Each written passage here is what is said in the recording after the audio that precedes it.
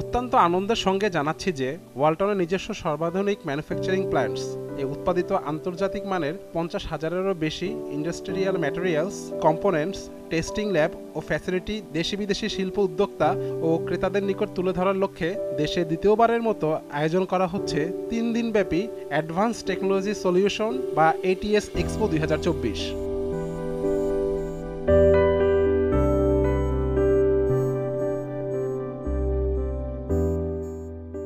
রাজধানীর কুড়িলে বসুন্ধরা আন্তর্জাতিক convention city হল 3-এ সকাল 9 ঘটিকায় আনুষ্ঠানিকভাবে ATS এক্সপো 2024 উদ্বোধন করা হয়েছে এবং 7 ডিসেম্বর 2024 শনিবার বিকাল 5 ঘটিকায় সমাপনী অনুষ্ঠিত হবে।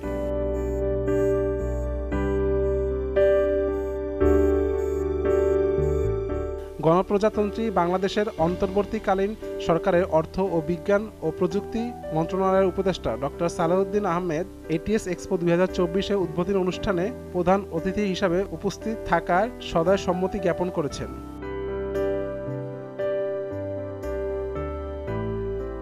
অনুষ্ঠানে বিশেষ অতিথি হিসাবে উপস্থিত ছিলেন বাংলাদেশ ব্যাংকের governor doctor Ahsan H Mansur. এছাড়াও ছিলেন ওয়ালটন গ্রুপের বোর্ড অব ডিরেক্টরগণ।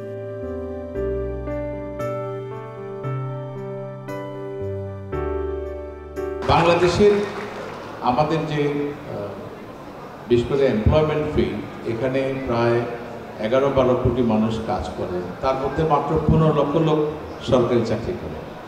বাকিদের এমপ্লয়মেন্ট কিন্তু তৈরি করেছে আমাদের প্রাইভেট সেক্টর, ওয়ালটনের মতো এই প্রতিষ্ঠানগুলোই। এবং আরেকটা জিনিস দেখে আমার খুবই ভালো লেগেছে যে ওয়ালটন শুধু নিজেরা ভালো করেছে তা না, অন্যদেরকে হ্যান্ড হোল্ডিং করার চেষ্টা করছে। বিশেষ করে আজকের এই এক্সিবিশনে আমি যেই জিনিসগুলো দেখলাম, বিভিন্ন পার্টস, বিভিন্ন ছোটো ছোটো জিনিস যেগুলো অন্যান্য ইন্ডাস্ট্রির জন্য র মেটেরিয়াল হতে পারে, তো ওনারা চাচ্ছেন যে বাকিরাও এগিয়ে আসুক। এটাও অত্যন্ত ভালো উদ্যোগ এবং সাধুবাদ পাওয়ার মতো। ওয়ালটন কিন্তু বাইজেস্টের ব্র্যান্ড হয়ে গেছে, পৃথিবীর অনেক দেশেই ওয়ালটন এক্সপোর্ট করছে এবং আমি মনে করি ওয়ালটন বাংলাদেশের অ্যাম্বাসেডর হিসেবে কাজ করছে এই প্রতিটা দেশে যেখানে ওয়ালটনের প্রোডাক্ট আছে। আমি ছোট্ট একটা দেশে তিমোর লেস্তে, যেটাকে ইস্ট তিমোর বলে, সেই দেশে 7 বছর ছিলাম। আমি খবর পেয়েছি যে তিমোর লেস্তে তো প্রচুর ওয়ালটনের প্রোডাক্ট এক্সপোর্ট হয় এবং ওয়ালটনের যে ইলেকট্রনিক্স প্রোডাক্টগুলো বেশিরভাগই ইস্ট তিমোরে কিন্তু এখন ব্যবহৃত হচ্ছে। তিমোর লেস্তের প্রেসিডেন্ট ডক্টর রামজ হর্তা, উনি নোবেল লরিয়েট, উনি 16 ডিসেম্বর বাংলাদেশের প্রোগ্রামে আসবেন এবং সেখানে আমিও সেখানে থাকার ইচ্ছা আছে, থাকবো ইচ্ছা।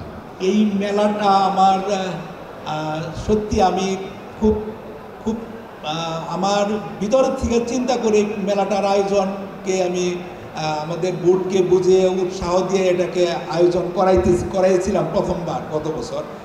তো এই প্রোগ্রামটা এমন একটা জায়গায় আমাদের নিয়ে যাবে বাংলাদেশকে, একটা দেশের প্রযুক্তি শিল্প, সেই দেশের শক্তি, সেই দেশের যে তার মানুষের মান, মানুষের সক্ষমতা, সেটা তুলে ধরে।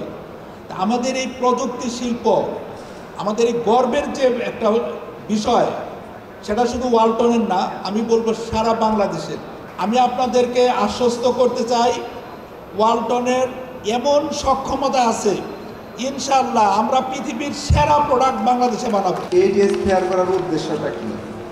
ATS এর উদ্দেশ্যটা হলো যে আমরা যখন শুরুতে ফ্যাক্টরি করতে যাই, ওই সময়ে যেটা হলো যে আমরা দেখি যে আমাদের অনেক রকমের মোল্ড, ডাই, স্পেয়ার পার্টস অনেক কিছু লাগে, এর কিছুই দেশে নাই, সব বিদেশ থেকে আনতে হয়। তখন দেখলাম এই ইন্ডাস্ট্রি করা কিন্তু বৃথা, খালি আমরা অ্যাসেম্বলার হব। প্রথমেই আমরা শুরু করলাম আমাদের ডাই মোল্ড ফ্যাক্টরি। এর কোটি কোটি টাকার লাগে, এক একটা করতে মাসের পর মাস সময় লাগে, 6 মাস 9 মাসের সময় লাগে। 6 স্টার রেটিং এসি, যেটা বাংলাদেশ না শুধু সাউথ এশিয়ার মধ্যে সর্বোচ্চ বিদ্যুৎ সাশ্রয়ী। এর বাইরেও আমরা নতুন একটি জায়ান্ট স্ক্রিন এসি এনেছি, যেটা শুধুমাত্র এসি কুলিং পারফরমেন্সই দিবে না, সাথে সাথে এসি কনজিউমারকে বিনোদনের একটি মাধ্যম হিসেবেও ব্যবহার করতে পারবে। এটার সাথে অ্যান্ড্রয়েড কানেক্টিভিটি থাকবে, USB কানেক্টিভিটি থাকবে, যার মাধ্যমে একজন কনজিউমার তার ডিভাইসকে এই এসির সাথে কানেক্টেড করে ভিডিও যে কোনো ধরনের ডিসপ্লে করতে পারবে। আমরা এসিটি মূলত ফোকাস করেছি